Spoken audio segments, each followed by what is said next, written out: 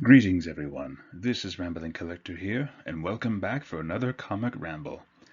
So, you might have noticed that this one is a little bit different, for rather than focusing on one singular graphic novel, we are instead going to be focusing on three, with a common theme, that being Vigilantes and Villains.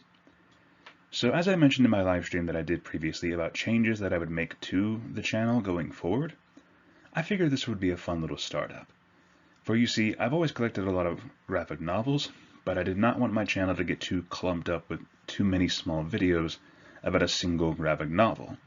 So, I thought I would combine my three most previous reads, Red Hood and the Outlaws, Volume 1, The Punisher by Garth Ennis, and Doctor Doom, all into one video. But now in the future, if I have a comic series that I collect more than one graphic novel on, that will get its own devoted video. But I believe that this format will work very well for allowing the audience to get a sort of 3 books in one video. Now with that being said, let's continue to the next slide, shall we? And our first review piece. First we have Red Hood and the Outlaws, Volume 1, from the New 52 series. So, for those of you who do not know, I am somewhat of a fan of the New 52 branch of DC Comics way back when. I absolutely loved how it was like a soft reboot in a way. And granted, there was a lot there, like Aquaman, Wonder Woman, Superman. Batman, of course, got a lot done. But this one in particular really stuck out to me because in the past I've been recommended a lot of Red Hood. But unfortunately, I did not have access to Death in the Family or Under the Red Hood as of yet. So, when I first saw this at my local comic store, I decided to give it a try.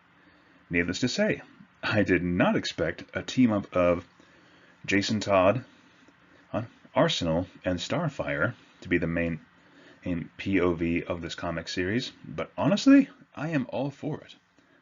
And, quite frankly, this just leaves me actually excited to read more about Red Hood as a character and more of his centered stories. So, some of the highlights of this particular graphic novel was that this provides a good look at Red Hood and what he was up to after the events of Under the Red Hood, such as where he went and how he met and teamed up with Starfire and Arsenal. And honestly, I really liked that, because Jason, in this particular storyline, is brought to a secret organization after being resurrected by Talia al Ghul, as a kindness from her to Batman to restore one of his lost sons to him. But in reality, Jason was just a very broken man in that sense. But I do like how this particular series provides a heavy tone of found family within it, showing these outcasts teaming up and finding companionship with each other, while also providing some great action scenes too. As well as this also dives more into the mythical as well as shady sides of the DC universe, including hidden cults and shady organizations waging their own hidden wars. For that is the main premise of Red Hood and the Outlaws, as far as I know, which involves the two organizations of the Mystic Allcast and the Untitled.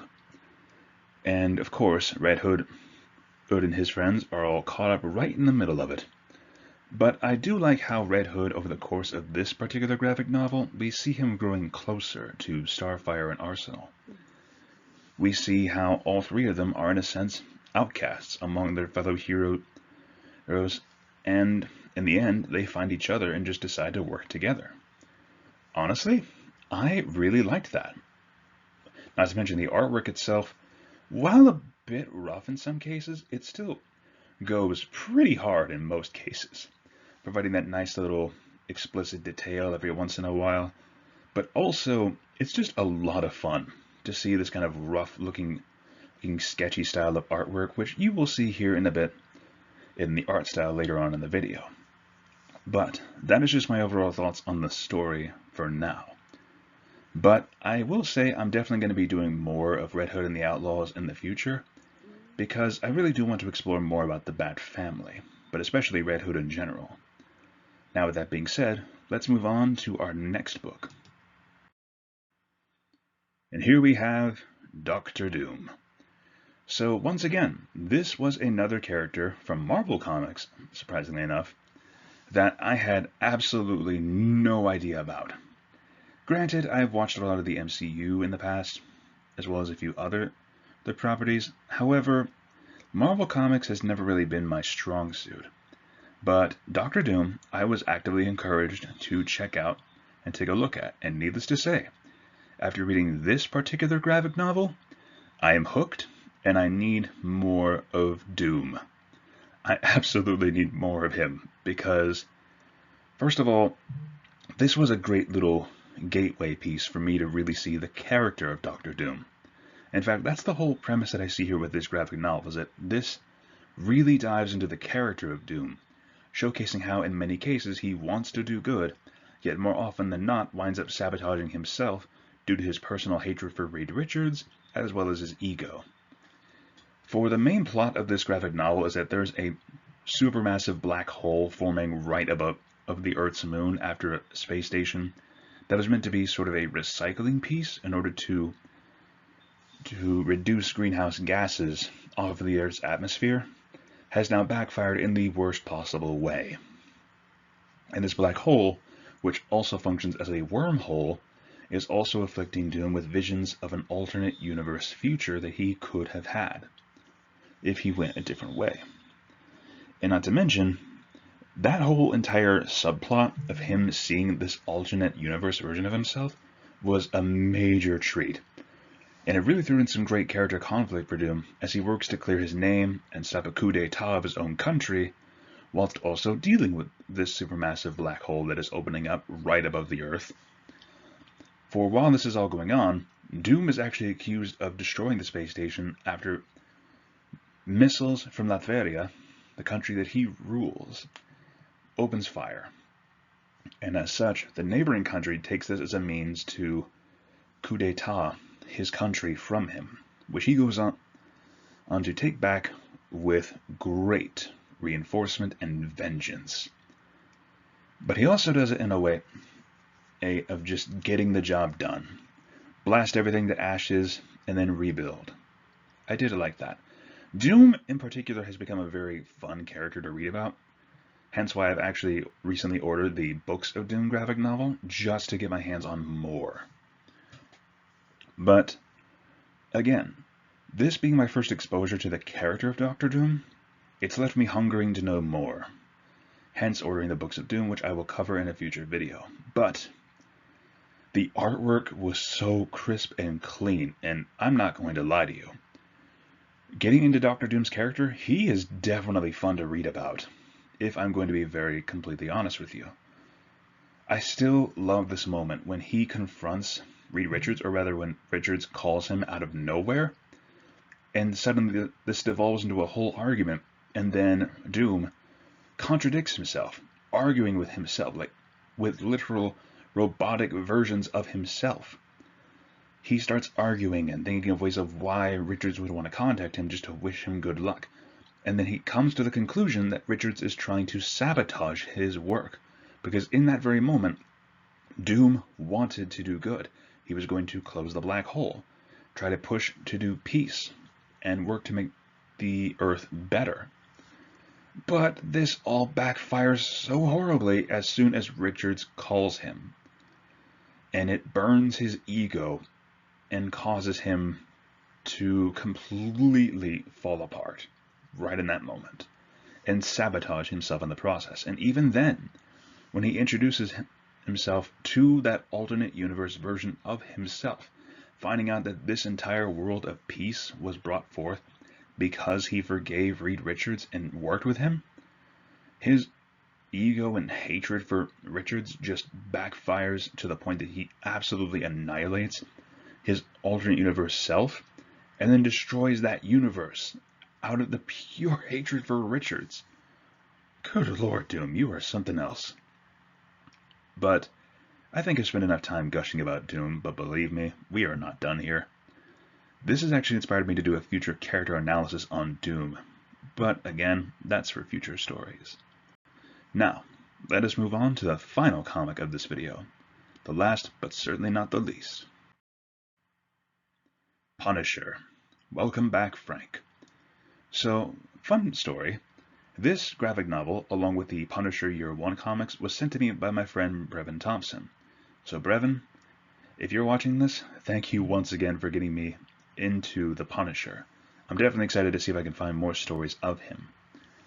And, frankly, coming fresh from Punisher Year 1, this was another fun dive into the world of the Punisher, showing his continued purging of the criminal underworld, one bullet at a time. I will admit, the artwork could be a bit much at times, but it did nothing to detract from the overall story, if I'm going to be completely honest. The artwork did have that thing of just really popping out of the page with that super realistic three-dimensional coloring, everything else. And at times it could be very jarring, especially when I was done reading Punisher Year 1, which had that much gruffer, much more sketchy looking art style compared to this. I don't know, it looked a little too clean at times, if I may, but that is only one minor detractor. Now, the Punisher's main story is really cool, of him going after the Nucci family and wanting to clean up the city the best way that he knows how, by going after the organized crime. But, more than just Punisher's story, the side stories of increased vigilante activity inspired by the Punisher, as well as the story of Detective Soap, made for some great reading to help keep the story interesting and fresh. And it shows how much further the line can be blurred between making or upholding the law, as well as what counts between vigilantism and terrorism. For instance, there are two major vigilantes who come throughout the Punisher story of this particular graphic novel of Welcome Back, Frank. They come in with their own personal prejudices and commit their own brand of justice. And there is one more who goes after big business for casting aside the common people, draining the poor dry. And to be fair, this particular one, Mr. Payback, is not wrong. Big corporate businesses do drain the world drastically for their own greed, but his methods of doing so were way too far out of line, to the point that he actually would cause civilian casualties outside of his targets. And of course the other two, one being a rich upper-class man and the other being a priest, going after their own prejudices of dealing with criminals who came to confess their sins, only to go right back out and do it all over again. And in one other case, keeping his streets clean, his nice neighborhood clean from all the unscrupulous individuals. Oh boy. Yeah, Punisher did not take that lying down at all. And it left me very satisfied at the end of the graphic novel when he took care of those other three vigilantes, because, okay, I will say this much. In some cases, while you can take the law into your own hand, doing so with that kind of prejudice is never a good thing, ever. Hell, you even have these three defending their actions of just purging these people, and in my mind, I'm just thinking, no. Because with Punisher, while he does go after criminals, he also makes it a point to not get any civilians in harm's way. That is a clear code for him that he follows to the letter throughout this graphic novel. When the folks in his apartment building do figure out who he is, he leaves immediately after giving them a handsome sum of money in order to protect them from any further harm by associating with him. These other three, they just didn't care. They were just looking for an excuse to commit horrible acts for what they believed was their own brand of justice. In reality, though, no. Just no. However, I will say one of the biggest highlights and probably one of the funniest things was watching Punisher getting chased down in a public zoo at night, mind you. He's getting chased down by criminals, and at one point, he winds up sliding into a bear pit of all things, and absolutely just slugging the thing right in the face. I loved that so much. But now we go to the artwork. And I will say this, the artwork for all three of these graphic novels was very well done, ranging from very, very rough to very, very clean. Now, Granted, for Punisher, it looked a little too clean at times. As you can see here on the far right, it looks a little too much with the detail. However, Doctor Doom and Red Hood and the Outlaws was very well done in that case. Red Hood has that kind of very rough kind of art style that just works well for his character and the people that he runs with. Doctor Doom, very nicely done, very digitally colored.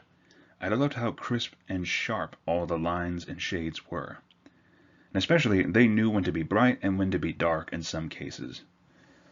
And, quite frankly, the artwork only helps to enhance the story, especially with these three. And, honestly, even if you are in the mood for just a fun story, but you also want really good artwork, I would recommend all three of these, hands down. Now, that being said, let's keep moving. So, random thoughts. So once again, as I mentioned before in previous slides, two of these graphic novels were actually my first dives into separate characters, that being, of course, Red Hood and Doctor Doom, as well as Punisher, whom I'm still relatively new to. However, would I recommend more out of these three? Absolutely. Will I be looking into and reading more about these three? Absolutely. Now, as a bit of a heads up, I have actually ordered, as of this moment, Death in the Family and Under the Red Hood to read more about Red Hood as a character, but I've also picked up books of Doom and ordered that as well. And quite frankly, I'm very, very excited to dive into those two in particular, and Punisher as well. If I can find any other good series about him, I will look into more of. But one thing that I do like is these particular stories really dive into villainous and vigilante characters.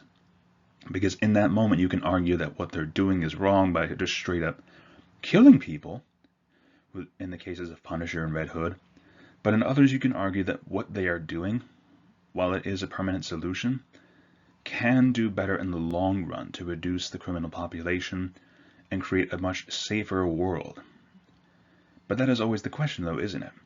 Do you take a life and take the easy way out, or do you simply keep trying to do things the right way, by the book? And that's the one thing that I like about the vigilante type stories from Red Hood and Punisher. It makes you question what is truly right and what is wrong, whether it is okay to simply go by the book or simply take justice into your own hands. Now with Doctor Doom, this actually ties in my thing of loving the villainous protagonist, or particularly when a villain is the protagonist of their story.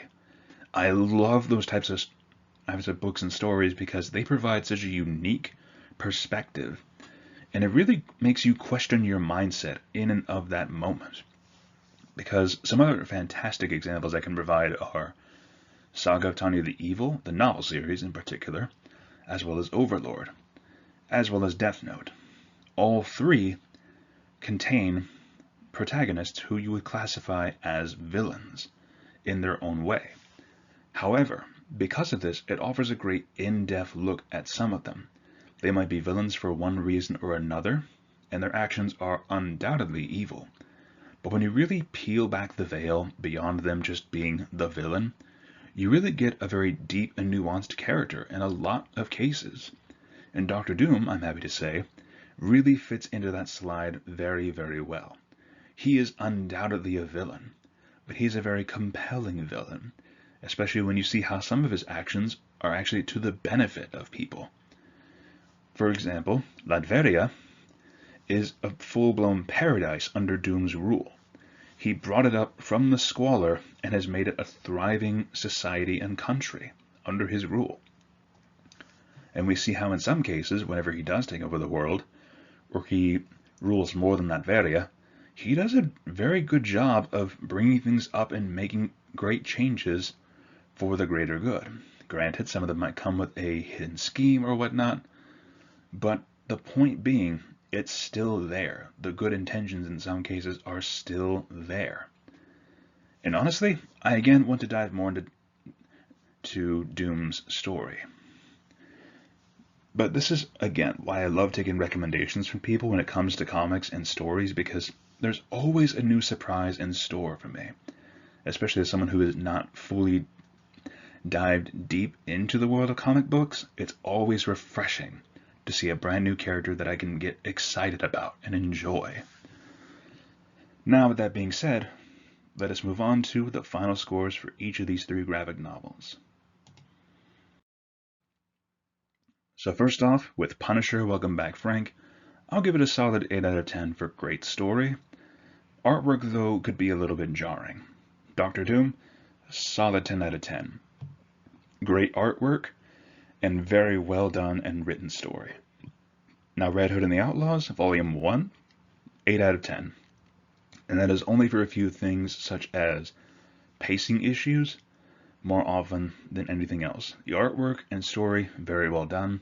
However, we could have gotten a little more out of it, because at times the story did feel very, very rushed in Red Hood, but that still will not stop me from wanting to read more. And as for you guys, thank you so much for listening to the end of this video if you have. If you like this video, feel free to leave a like, comment your thoughts down below, and subscribe if you're interested for future videos from this channel. Also, if you want to check out more of the other comics that I've done in the past, I will leave a link to that playlist here at the end of the video. Or if you want to see some of the other overall books that I've covered, I will leave a link to that playlist as well. Honestly, this one was a lot of fun to do, and if you guys like these much more longer form videos where I cover 3 separate graphic novels as sort of a 3-in-1 style of video, please let me know your thoughts overall. I would love to hear them. And, most of all, once again, thank you so much for listening. This is Rambling Collector, signing off for now. Have a great day, fellow readers, and I will see you all in the next video.